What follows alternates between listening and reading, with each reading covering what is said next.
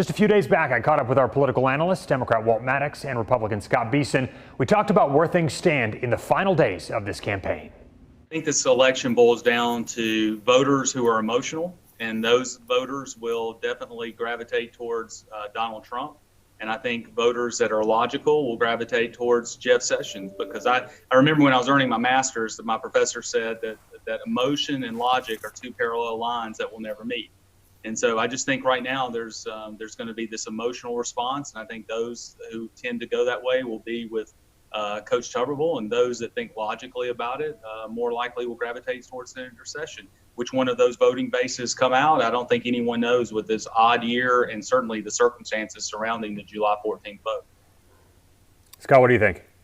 No, I don't disagree with that. I said on the program earlier today that what I'm seeing and hearing among Republican conservative voters across the state is there's not a lot of emotion as far as caring about this campaign or this race. Now, I think back in the primary, there was a lot of emotion. There were a lot of people going to turn out to vote for President Trump, even though he was unopposed, I guess you could say, in the primary.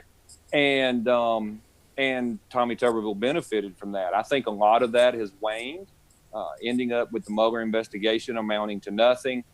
A lot of people who were upset with Jeff Sessions are not upset with Jeff Sessions anymore, really. And if you get down to a situation where people are like, I really don't care, either one of them's fine, I think that bodes well for Senator Sessions.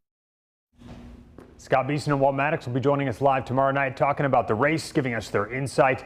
We have you covered on TV and on the WVTM 13 app all evening.